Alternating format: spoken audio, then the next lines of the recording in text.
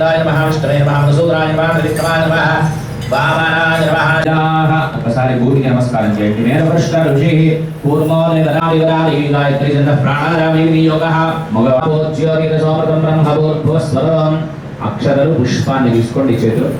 शुभाभ्युदयार्थं च शुभे दिने शोभने मंगले मुहूर्ते अत्र पृथिव्यां जम्बोद्वीपे भारतवर्षे भरतखण्डे मेरोहरक्षणे भागे श्रीशैलवार्य प्रदेशे कृष्णावेण्यां गोदावर्योर्मध्यदेशे लक्ष्मीनिवासस्तरे सद्गुरु साईनाथ आर्य गुरुचरित्रमारायस्य अपार कारुण्य सौन्दर्य सौशील्य ऐश्वर्य वात्सल्य महोदधे जगपुत्रिकस्य सभ्रातृकस्य समान्स्माकं सह कुटुम्बानां क्षेम स्थैर्य धैर्य विजय अभय आयुः आरोग्य ऐश्वर्य अभिवृद्धि अर्थं धर्मार्थ काम मोक्ष आदिदैविक तापत्रय निवारण द्वारा संकल्पित सर्वकार्येषु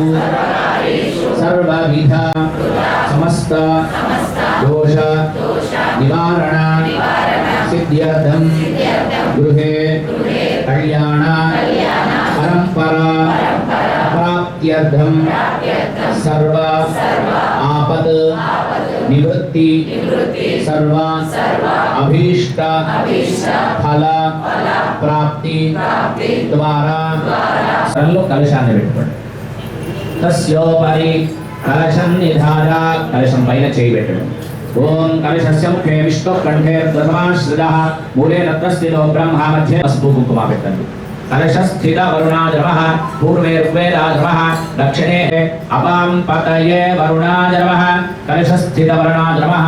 आ कलश మధ్యలో అక్షతలు వేయండి, చక్కెర వేయండి। అందులో సంప్రోక్ష్య निर्विघ्नकर्ता महागणाधिपति पूजां करिष्ये पवित्रः पवित्रो वा सर्वास्ताङ्गतो विवाहीनामुपमश्रवस्तव ज्येष्ठराज ब्रह्मणस्पराश्रमन्दोरिश्रीरसादरं महागणाधिपतिं साङ्गं साक्षात् సిద్ధిబుద్ధి సమేతుడైన మహాగణపతి వేయించేసినట్టు భావన చేసుకొని అక్షతలు వేయండి।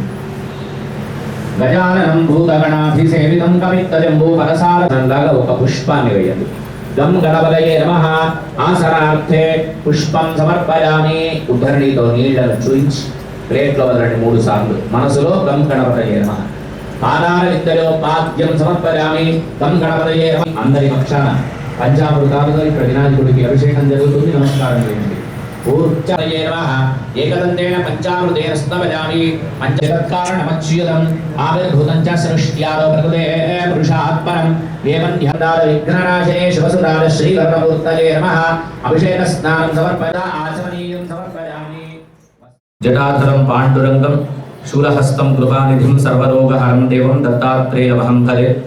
साक्षाత్తు పరబ్రహ్మ స్వరూపమైనటువంటి పరమాత్ముడు ఎన్నో అవతారాలు ఎత్తి మనందరినీ ధర్మ మార్గం వైపు నడిపించాలని, మన సనాతన ధర్మాన్ని మనం పాటించాలని, దానివల్ల మానవ జన్మకు ఒక సుకృతం లభిస్తుంది అని, మళ్ళీ తల్లి కడుపులో 9 నెలలు అవస్థ పడకుండా ఉండడం కోసము భగవంతుడు అవతారాన్ని ఎత్తుతుంటాడు। అవతారం అంటే పైనుంచి కిందికి దిగడాన్ని అవతారం అంటారు శాస్త్రం ప్రకారం।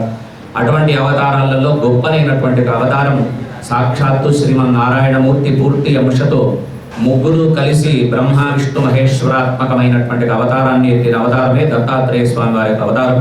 అటువంటి అవతారాన్ని పురస్కరించుకొని ఏ రోజైతే ఆ అవతారం జరిగిందో ఆ రోజును పురస్కరించుకొని పౌర్ణిమ నాడు జరిగింది, అందరికీ తెలిసిన విషయం। అటువంటి పౌర్ణిమ ఉత్సవాన్ని పురస్కరించుకొని స్థానిక షిరిడి సాయినాథుని ఆలయంలో ప్రతి సంవత్సరం లాగా ఈ సంవత్సరం కూడా ఒక 108 మంది భక్తుల చేత గురు చరిత్ర పారాయణాన్ని ఆనందదాయకంగా సామూహికంగా జరుపుకునేటువంటి అవకాశం ఈ సంవత్సరం కూడా ఆలయంలో జరుపుకుంటూ ఉన్నారు।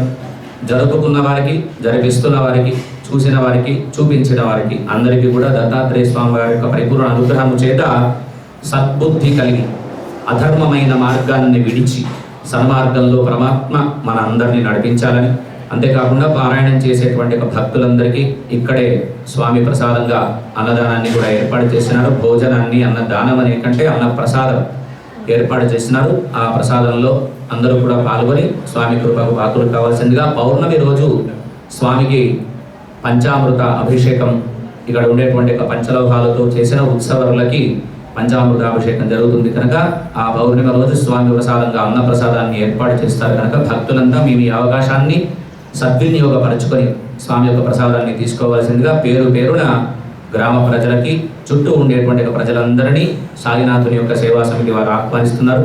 ఆహ్వానాన్ని మన్నించి మీ అవకాశాన్ని బట్టి స్వామిని సేవించి స్వామి ప్రసాదాన్ని భోజించి వెళ్ళవలసిందిగా కోరుతున్నాం. సద్గురు సాయినాథ భగవానికి